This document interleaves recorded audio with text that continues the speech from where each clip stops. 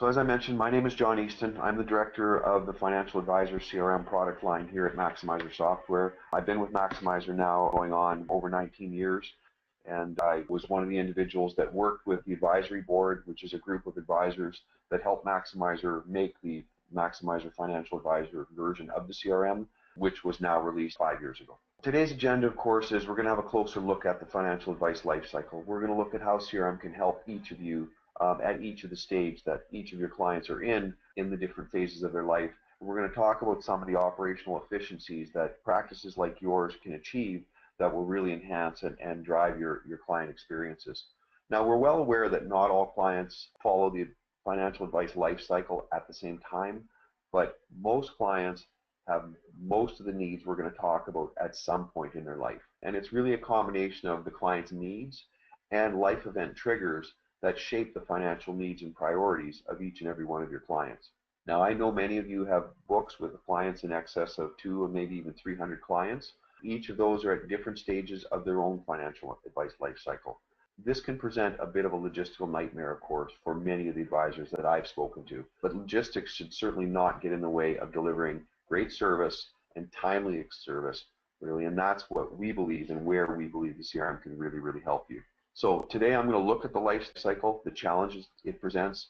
I'm going to walk through practical examples of how CRM helps manage the life cycle and manages the multiple clients and their needs during the different phases of their life. So what is the financial advice life cycle? It's a journey most of your clients are going to follow. That's not to say each of your clients are not unique, because certainly we know that they are. And that's not to say each of your clients are going to need the same advice, because we certainly know that they're not going to. But regardless, the life cycle is made up of events, clients' needs, different times of their life, different phases of their life, and they shape their financial priorities. These triggers and events that happen, they shape their goals. And you as advisors and those of you that work in advisory offices are well aware that different occurrences that happen in a person's life will then trigger needs for various financial services and products. And we're also well aware that as your clients get older, the mix of services and products they need changes, and the complexity in many cases of the products and services that they require increases. So the advice you're giving to a 20-year-old is not the advice you're giving to a 30-year-old, and that's not the advice you're giving to a 40 or 50 or a 60. So you have different advice, and many of you are certainly aware of this, if not all. The financial advice life cycle that I'm going to speak to and I'm going to follow today is based on this infographic, which was produced in the PwC report, the Sound Advice Report. For those of you that are not familiar with this, we're just looking at stages of a person's life. If we look at across the top half of the screen, what are the client's needs and when do those needs arise relative to their age? And then going down further below vertically, we look at the life event trigger, which quite often initiates the client's needs that's listed above. And then going across the very bottom, you're also seeing a line and a box, and that line is representing household debt, which is increasing over time, peaks about the middle of a person's life, and then starts to decrease throughout their life. And also we're seeing a block in gray that represents households' investable assets and how those are minuscule as a teenager and how they grow incrementally over time as you become a couple, a young family, an established family, and then even further into your empty nesting years, and then as a mature adult.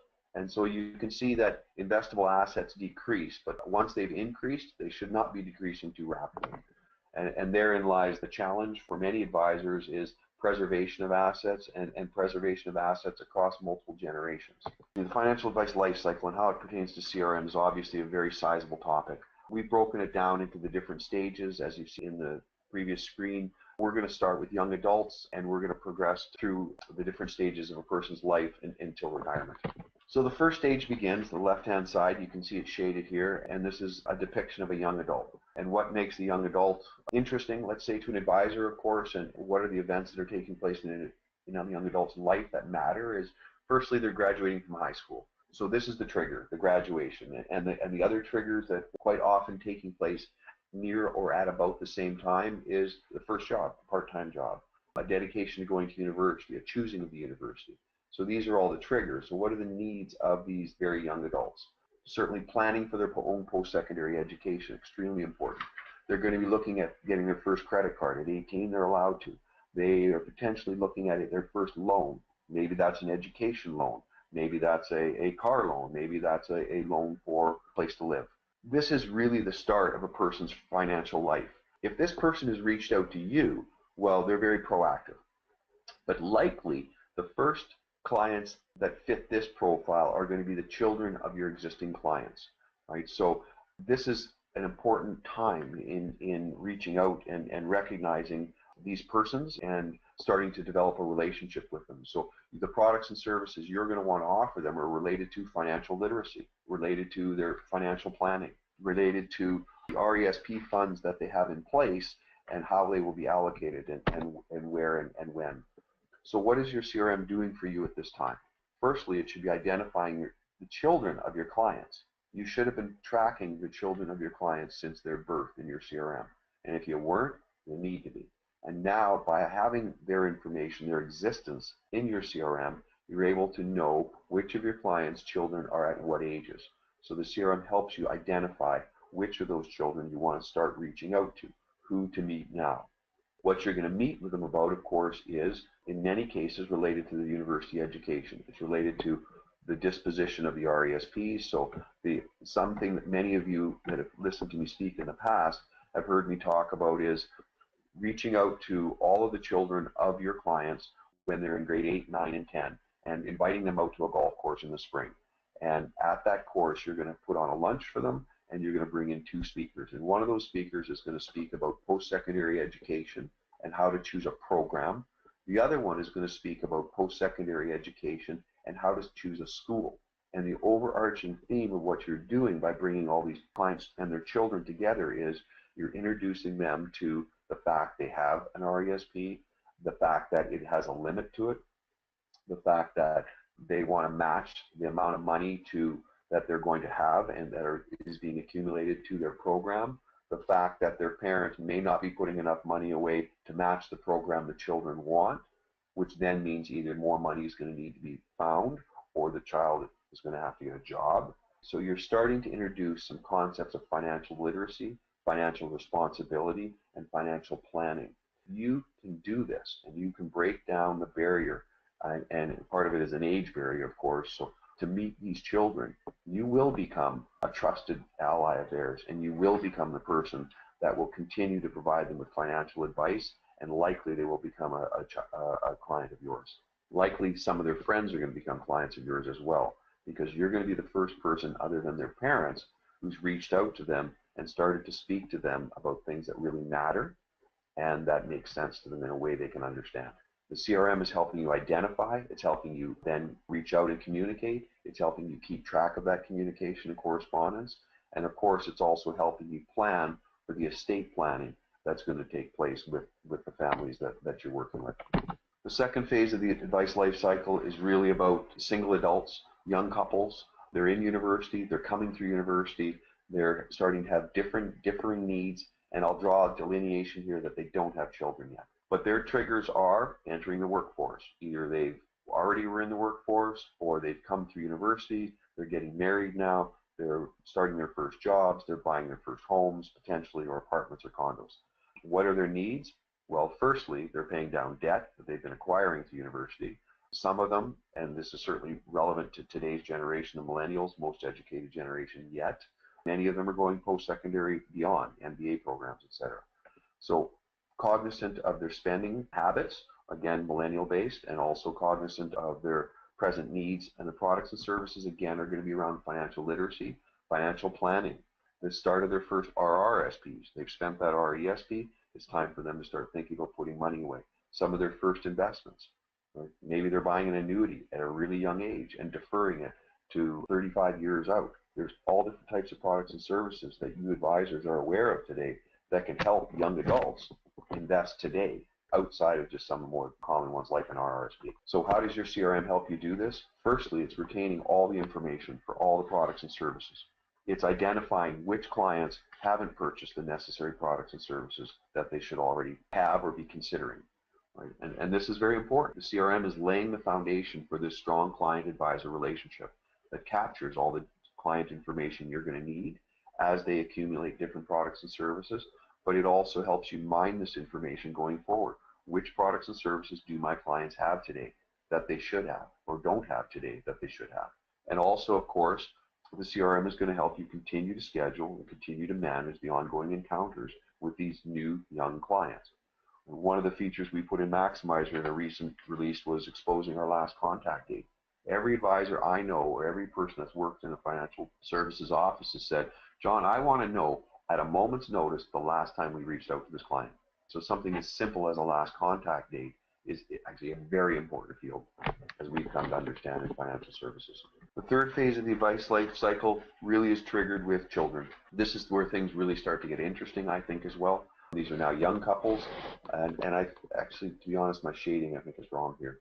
We should be looking at, right, they're buying the new homes, they're getting married, the joint checking account is becoming relevant, right, RSPs are becoming relevant, they're having children, and once you've had children, as many of you all know, other products and services are definitely required. Insurance, of course, comes to mind. Generally, the first home that you bought was not or the first place you bought to live was not the place that you were going to raise your family, so you need a larger residence. And for those young entrepreneurs that were starting businesses, quite often as a couple, 3, 4, 5 years have gone by, they may need to expand the business, and that may take money as well. So again, how is the CRM helping? Firstly, recognizing the life event triggers taking place. Your client is informing you that they're going to be having a baby. Excellent. You know in your mind, as soon as you've heard that, are you planning on buying a new house? If you don't have a financial plan in place, this would be another time to introduce the concept of, it would really be a good idea to sit down with you and plan out the next 20, 30, 40 years of your lives now that you're on this path of building a family together. Paying down debt is a need. Insurance, of course, is a need for themselves, their families. For any young entrepreneurs we mentioned a moment ago, for those of you that run their own business, another important piece of insurance for that person is a key man insurance policy potentially on the key personnel in that business that they're operating. So there are many products that are relevant at this phase of a client's life as well. You heard me talk about financial planning. The RRSP and portfolio management is part and parcel of a good financial plan. We've talked about the insurance, whether it's homeowner, whether it's life, whether it's health.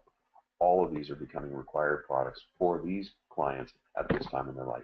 So what does the CRM do? It's helping you identify, again, where they are in the life cycle. It's helping you monitor. It's helping you recognize this is a trigger. The trigger is taking place. Now I look at the CRM. I'll easily be able to see what products and services they have and don't have, such as insurance policies, such as a financial plan, such as financial plan review dates. And obviously, this is going to help me reach out to the clients that I need to be reaching out to. And of course, CRMs have automation, right? So our financial advisor version has a lot of workflow, and a lot of our workflow is about reaching out to clients and how to reach out to clients, how to do a financial plan, how to initiate an estate plan, how to do a tax plan. So you look to your CRM to help you pursue the opportunity. You also look to the CRM to help you understand the steps you're going to take to sell this new product and service as well. So now we're getting to what many of your clients have been looking forward to for many years. Becoming an empty nester. Many of them are becoming empty nesters, and many of them are getting near to that time. Their children themselves, or their own children now, are going to university. They're leaving the home. Right? So the ones that were on the earliest retirement plans are starting to reach those retirement dates. And of course, once again, the products and services and the combinations that they need are changing. The children are leaving home, have left home. This is a time when investable assets is peaking in your households, in your clients' households' lives. Right? So what are they doing with this money if they've already saved enough to pay for the child's university and they've been saving for that? What are you now doing with that money that was going to that university education because it's no longer required there? Right? So you can see assets are becoming reallocatable, and you've got to be able to recognize when these occurrences are taking place to take advantage of them. So ramping up the contributions, paying down the debt, further debt, starting their retirement activity plan. I think this is a really good point, and I talked to a number of advisors, and some are very much focused on building the nest egg. I've met advisors that really say, I don't feel I have any value to clients, or I'm actually looking for clients that are retired, and I help them manage the disposition of their funds. And the point I'm making here is a lot of clients, and I've heard this from many advisors, they plan for how much money they want to have, but they don't plan for what they're going to do with the money and what they're actually going to do with their time. And that's what this point is meant to represent. Start retirement activity planning. Start thinking about what you want to do before those days arrive. That's something an advisor can also help with, because as you know, big expenditures take big chunks out of future earnings of those assets. So taking those really big trips the first couple of years after a client retires may not be the best idea. Again, your products and services are invaluable. Portfolio management, investment advice, retirement planning, and insurance products. And health and disability become a little bit more important in some of your clients' lives. Again, what does your CRM do for you? It's monitoring where each client is. It's alerting you to what phase of the life cycle your clients are in and what products and services that they do have, that they don't have, or that they're going to need to have. Right? So quite often in our CRM and others like it, you're setting up age and date triggers. Bring me a list of all my clients that are turning 65 next year. Bring me a list of all my clients that are 71. Show me in a graphical representation a list of all my clients that have children between certain ages.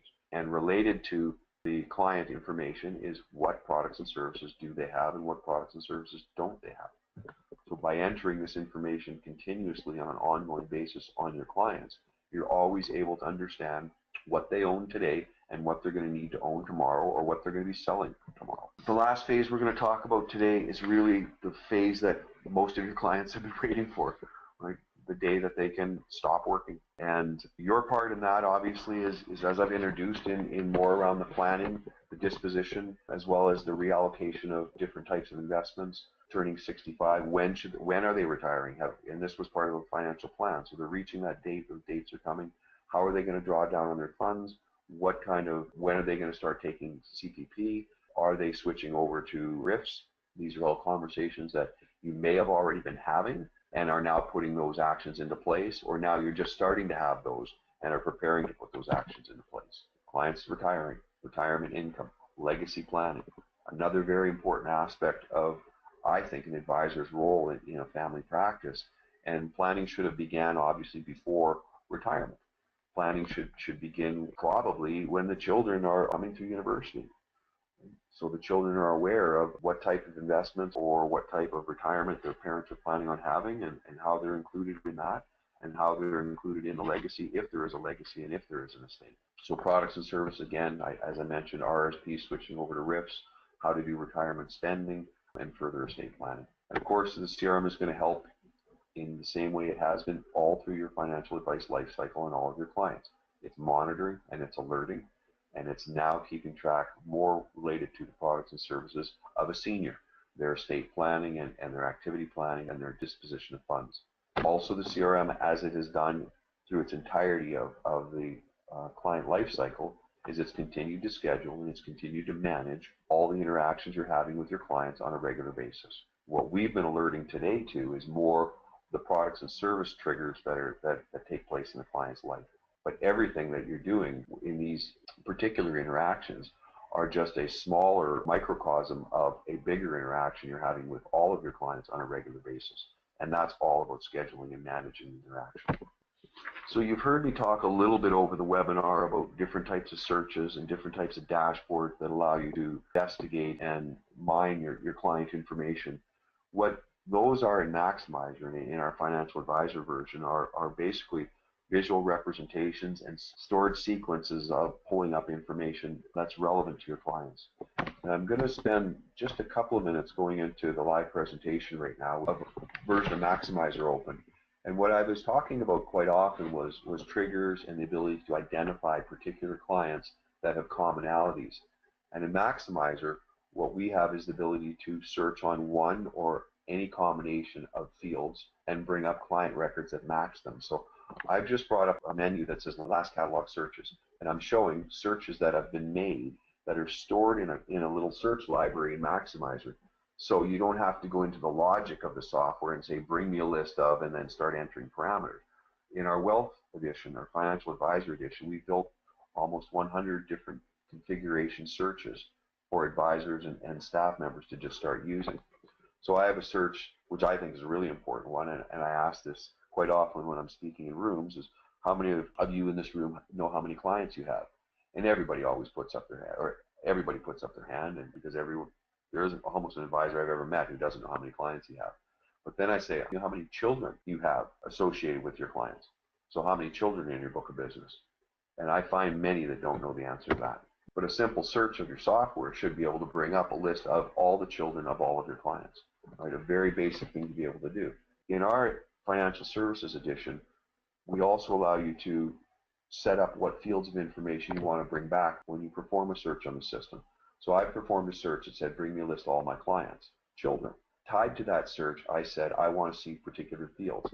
I want to know their names, of course. I want to know when they were born. I want to know how old they are. I want to know when the last time we talked to them. I want to know if I recorded their hobbies. I want to know what account types I have on file. Right? So these are children of clients. And if I just do a sort on account types, I can quickly see which of these clients, or which of these children have an RESP in place, and which of these children do not have an RESP in place. That's very valuable. This is the first place I would be going to look for new business, is talking to the parents of these children and saying, when are we going to get an RESP in place? Right? Very quick example of something that should just be in your software. In Maximizer, we let you store your searches not only in a library, but I also have put some of these just on a little toolbar here over on the left-hand side. So I built another search. Bring me a list of all my clients that have children under the age of 25, because this is interesting to me as well. Because I want to look at this list, and I want to know which of these, firstly, have I ever talked to, or maybe which ones haven't I not talked to. So here's Adam Jones. He's got an RESP in place, and I've never talked to the young man. I know nothing about him. Here's Roger Challen. He doesn't have an RESP in place. He's 12 years old. How are his parents planning on putting him through university? So again, by entering information, you can then search on information, and the searches are what is going to take you to clients that probably need a product or service that you're not providing. Another example of views that we make and provide into our software would be an example such as scheduled reviews. So we've put date-based fields into the software so we can keep track of all these fee-based services that many of you are offering your clients today. When is my next KYC review? When's the next progress review? Risk management. When's my next financial plan? When's my next estate plan? Now, if I didn't have values against these, that would also be information. That would be telling me that I'm not providing a service to my client, which again is a disservice to my client, probably in many cases. So the more you can enter in the CRM, the more you can mine the CRM. Other examples of searches, and I'm just going to take you now, all my clients that are in grade 8 to 12. So I built this search to support the example I gave everyone a little while ago about finding the list of my clients that have children that are in grade 8, 9, 10, 11, 12. And with these clients, I want to know how many of them have an RESP in place, how many of them have I met, how many of them have I invited to that seminar I was telling you to, how many of those have attended that seminar, and maybe how many of them have I given a piece of documentation or a book to, like a financial playbook. Right? I talked about providing your clients' children with financial literacy. A great way to do that would be, in the old days, would be giving pieces of paper or little booklets. Nowadays, we'd be probably pointing to articles, because you're going to capture their email address. You're going to start communicating with them the way they want to be communicated with. And you're going to point them to articles on how and what other teenagers and young adults their age, what they're doing from a financial literacy standpoint, what kinds of product services they're buying. Maybe it's an article on how to buy a car. Maybe it's an article on how to preserve your credit rating. There are so many financial concepts that none of us, including myself, who came out of UBC with an economics degree, had a really good grasp of the day I walked out of university. And I have a business degree. Right? The majority of students at universities are not getting business degrees, which means they have even less understanding than all of us had. And we, for the most part, none of us really understood. I certainly didn't, the financial life cycle, right? The financial planning life cycle, what products and services I would need when I'm in high school, what am I doing, family, is it liability insurance planning, is it asset acquisition, right? When are employee benefits going to be relevant to me? Right? When should I start tax planning? When do I consider retirement and estate planning? Like, I didn't have a concept. And my dad also was a financial advisor. I'm very well aware, and in speaking with many advisors, about the importance of providing financial literacy to young adults. And I think your roles as advisors is paramount in this regard. So I'm showing you some searches that help you understand how easy it is to identify who it is you need to talk to. Right, here's 6 children in my database. I know how old they all are. I can change a view here, which I'll do. So again, in Maximizer, a very flexible product, I can choose what columns of information I want to see against my name column, which in this case was Adam and Roger and Cindy and Brett and Marie and Robert. But what I did was I now have a set of fields that are showing me their birth date, their age, segmentation, right, what type of accounts they have with me, what hobbies they have, and when and if I've last talked to them. Other types of searches we put in the software that are by default already there for you. I'm just going to go into what we call our search catalog, and this is a list right here of searches that have already been pre-built. So clients not contacted, and I'm at the bottom of it, but clients not contacted in the last 180 days. As I scroll up, which of my clients have any kind of review coming up? Tax review, progress review, estate planning, insurance needs. Which of my clients are turning 71? Which of my clients are turning 65? Which of my clients have a birthday? Which of my clients, bring me back a list of all my clients by the advisor that manages them in the firm, by their segmentation type, by the types of accounts they have with me. So I could do a search that says, bring me a list of all my clients that are under 30 with children that don't have an insurance policy. Obviously an important search to be able to do, obviously great information to be able to work with, because it's going to do what you're all trying to do, increase your assets under management without increasing the number of clients you have. So you need to make sure they have all the products and services they need when they need them. I've talked about the searches. Let's talk about the dashboards a little bit. Dashboards in Maximizer are graphical representation of searches. You've heard me say we built almost 100 searches. I then turned around and I built dashboards. So here's one that's based on reviews. This is looking at the entire database, and it's checking all the review dates against all my clients. And it's showing me that I have one client that has a financial review coming up, I have one client with an estate review, and one client with a KYC review. Each of these graphs are clickable. So this one, this is estate planning. I click on it. It's now loading and taking me to the client record that I'm supposed to perform that estate plan for, Robbie Walters. And the view I brought back on was all the dates that I have scheduled for the different reviews I'm performing with this client. So when am I doing his financial plan, his tax plan, his KYC review? And you can see that I've lined up his financial and his KYC on the same date, which makes sense. Dashboards are very, very, very useful in that they tell you which of your clients you need to work with next. You don't have to go run the manual searches off the toolbar like I was showing you here before. I go in and load a dashboard. It tells me who I need to work with when. I have one for upcoming birthdays.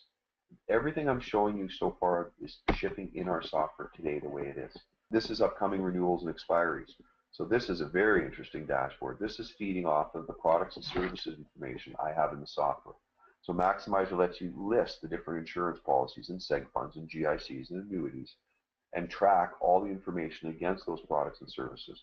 The most important being the expiry, maturity, and renewal date. So then I built searches that say, bring me a list of my clients that have this product that has an expiry date coming up in the next X amount of time, and my dashboards are showing in the next 30 days. So what this is doing for me is very similar to the searches that were birthday based, or clients turning 65, or clients that have review, but these are clients that have a product that I need to work with. I have 3 clients that have insurance policies expiring. I clicked on the indicator, as it's called, the graph, and it's now taking me to the 3 policies that I've stored in Maximizer that are expiring that I need to pay attention to in order to secure this business for myself and my firm again. Because as you know, just because they bought the last policy with you does not mean they're going to buy the next one. And chances are this is a term 20. If you didn't talk to them the last 20 years, they may not be buying the next policy from you either. So understanding all of your clients' products and services, understanding their due dates is paramount to good client service, and any good CRM is going to be able to provide that information for you quickly. And that's what we have been striving to do from day one since we built the financial advisor version, was allow you to capture more information more easily than you ever have before, and then allow you to act and mine that information, looking for opportunities to make your clients happier, but also to make your clients more money, which of course should in turn make you more money. The one other area of the software that also is going to boost your efficiency is really, again, working in concert with the CRM and what you're supposed to be doing. And I talked about it a little earlier, and it's really just keeping track of everything you're supposed to be doing with every one of your clients. And how do you do that? In Maximizer's world, that's managing tasks, right? And of course, we have a view of all of your tasks. And our CRM is a little better at doing this than most, in that when, in addition to looking at your list of tasks across the top half of the screen, I also see all the related information that I have against every client that I have every task with. So when I've selected this meeting recap here, I can click on client details, and it's saying this task is with Robert Cameron, and I can look at all the other stored information I have against Robert in all of the different custom fields. I can look at all the conversations I've had with Robert in the past. I can look at all the documents that I've scanned and all the emails I've ever saved and any other file I've saved against Robert's record. I can see all the GICs, seg funds, insurance policies that Robert has. I can see all the different service that we performed with Robert over the past. And I'm doing this all from my task window. So many advantages here, of course. I'm seeing the list of what I have to do, but as I'm working with the person I need to work with, I don't have to go anywhere else to see all the relevant information that I'll need to see and know when I'm interacting with this client. Our task manager is a little better than many in that not only does it let me see a list of all of my tasks, it potentially would let me see a list of all the tasks for everybody in the office. It would let me see a list of tasks for just other individuals in the office. It would also let me see tasks that have been finished or not finished, let me see appointments that have been completed or not completed. So there's a lot of power and a lot of granularity in the filtration that we provide around our task management system.